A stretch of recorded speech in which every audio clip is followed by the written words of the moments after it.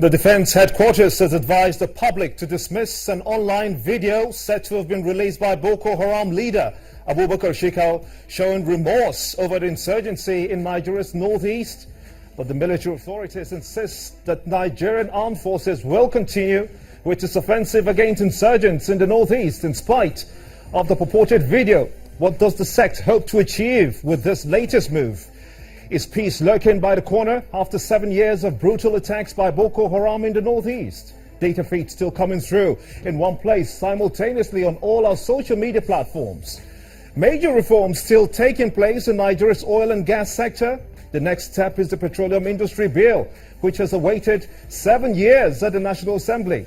The 8th Senate says that it is now more than ever before ready to pass some parts of the PIB. What does this mean to the country? Will it effectively take Nigeria out of poverty and long queues to a more developed economy? Will the gas master plan see the light of day with the passage of the bill? Use the hashtag State of the Nation and tweet at _Gimba Umar starting right now. It's prime time in Lagos and this is State of the Nation.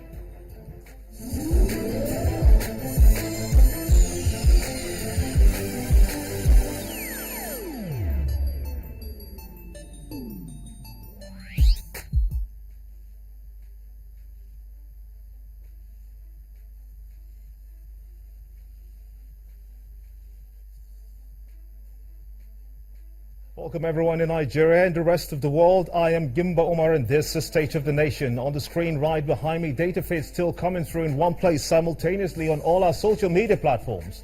To be part of the show, start right now. Use the hashtag State of the Nation and tweet. Also, it's my personal handle. It's _Gimba Umar. We're going to focus on the Petroleum Industry Bill, which has of course been pending before the National Assembly in the last 7 years. The reforms of the petroleum industry is key. Transparency is key. Restructuring is also key. Some analysts have said that the problem hasn't been the NNPC, saying it's a problem of political will to go forward and implement the outcome of researches and reports. The present government has brought the PIB with a determination to see it become law. Zakabala, an energy expert, joins me on State of the Nation right now. Let's see how much ground we can cover on the PIB. I want to thank you so much indeed for coming on State of the Nation. Thank you. Let's begin from the start. Why do you suppose the PIB bill is important? Why do we need it? Give me specifics. Well, as we speak now, we don't have any contracting document. And if you don't have a contracting document, there is nobody that will come in and contract with you. The law that already exists is the 1969 Petroleum Act. It's almost obsolete, and there is a need for us to do something about it. And as we speak now, it is supposed to repeal almost 16 different laws. We're supposed to have transparency. We're supposed to make sure we have a document that will make everybody to want to come in and contract. And based on that, we need something new. And the Petroleum Industry Bill being passed into an act will help us. How then do you say the PIB will help indigenous growth in the oil and gas industry? Is that possible?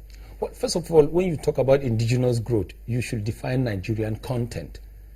You best define Nigerian content as a quantum of composite value, right, that is added or created into the Nigerian economy, right, through the utilization of Nigerian human and material resources to provide goods and services for the petroleum industry within quality, safety, health, and environmental standards. And you will do all this to do what? To make sure you stimulate indigenous capacities. And everything about the local content has been predicated on the Petroleum Industry Bill being passed and being made into an act. So once the Petroleum Industry Bill becomes an act, then the local content act will become more effective. So are you expecting more participation locally? What do you expect to see? Be specific. Do we see, for example, more Nigerian-owned oil and gas companies coming up? Opportunities. Will the 40-60% formula, will it exist or will it change? It will even improve. And that was why we said the intention is to add that quantum composite value and you will use Nigerian human and material resources. And what will you do? At the end of the day, the plan is to stimulate what? Domestic capacity and capabilities. And once we do that, and we are now having ourselves on an international standard, then we can do well. Because at the end of the day, the petroleum industry bill requires an international acceptance and a local tolerance. And the local content bill now, which is an act predicated on the Petroleum Industry Act, will make it to have what? An international acceptance and what? Local tolerance. Tell us about, explain a little further, let's get a better understanding of the contending issues that has delayed the passage of this bill. What could be the major problems that this bill is facing? Apart from different fiscal regimes that have to do with royalties, right, production, gas, and the rest, there were probably three or slightly more contending issues. One has been the powers of the minister. The other one has to do with Frontier Exploration Agency.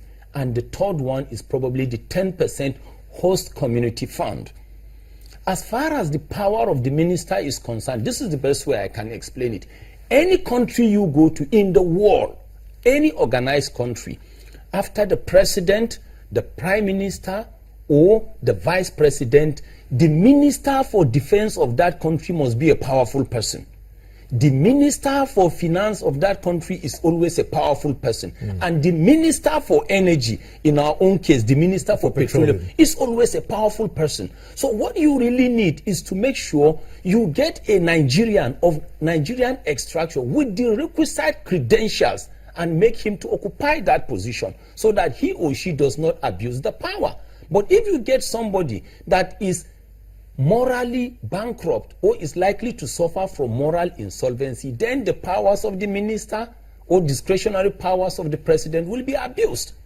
Then when you go to the Frontier Exploration Agency, there have been concern across the entire country, but this is the way to also explain it. We have some basins in Nigeria that are sedimentary potentials, starting from the Calabar flank, Anambra Basin, Benue Trough, Chad Basin, the Sokoto Basin, the Dahomey Basin, and the Niger Delta Sedimentary Basin, which is prolific.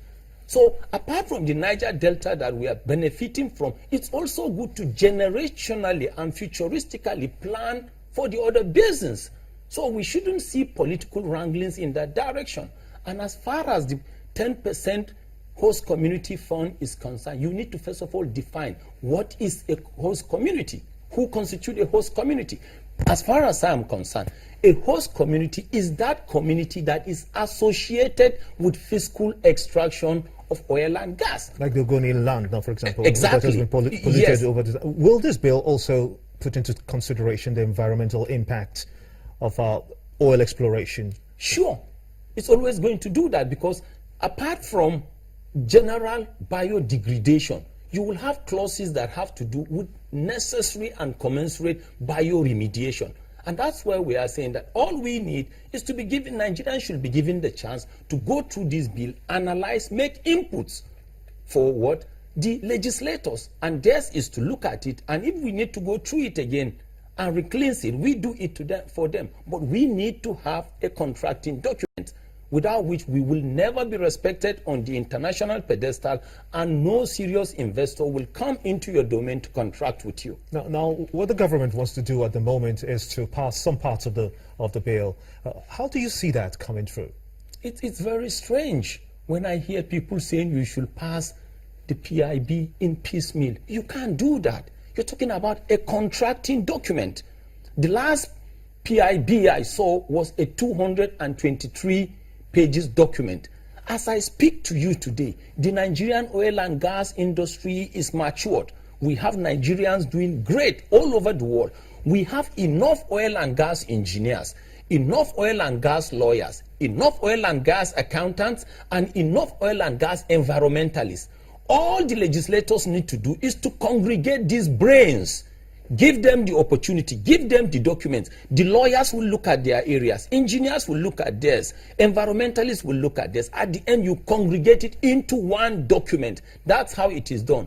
A major operator will come in and will have corporate social responsibilities. He will have fiscal regimes. He will need to interact with the government. So if you pass only the aspect that has to do with fiscal regimes, how does he contract with the host community? You need to pass it en bloc. It's a contractual document. It's really unfortunate that some people are saying the government will be making a a mistake if they go ahead to not pass the PIB bill as a whole, but in piecemeal. That's what you're saying. It's even strange. If I come in as an operator, first of all, I need to pay taxes, right? I need to pay royalties. I need to take care of host communities. I need to also be corporately, socially responsible. So if you only pass the aspect that has to do with taxes and how I will contract with the government, what happens to my relationship with my host community? It's really very strange.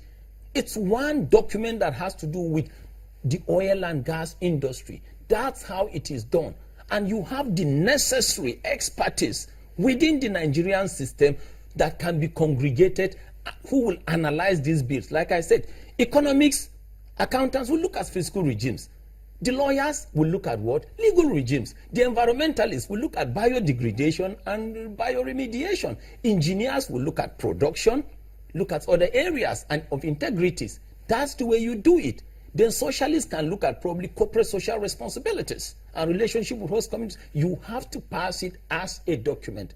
Please, we shouldn't allow ourselves to be ridiculed on the international pedestal. It has to be a single contractual and decent document. I have a pending question. Tell us how in the PIB execution, how will it enhance the utilization of abundant gas resources that we have today? As you know, the president has said he wants to maintain a zero policy for gas flaring.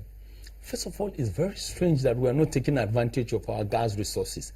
When we unbundled NEPA, everything was predicated on the abundance and sufficiency of gas to be supplied to what? To the GENCOs. When you talk about agriculture that you want to diversify, right? Gas is the feedstock for ammonia. Ammonia is the raw material for fertilizer. So you need the gas. But if you look at it, the Nigerian Gas Master Plan was also predicated on the Petroleum Industry Bill, which should be passed. Because the Nigerian Gas Master Plan is actually a suite of solutions that will take care of domestic gas markets, right? Gas pricing, domestic gas supplies, gas infrastructures, then long-term gas security and contracts. It's also supposed to look at the fiscal, the regulatory and political or social regimes of the entire gas. Let me put you on hold at this moment. We'll continue this discussion, of course. We've been speaking to an energy expert, Zakabala. We're going to take a short break now here on State of the Nation. In part 2, we'll be speaking about the insurgency in the Northeast. We'll take a new dimension on that look, and that's when we come back, we'll be speaking to the Commander, Operation Lafia Dole in the Northeast, in Borno State, to be precise. Join us again.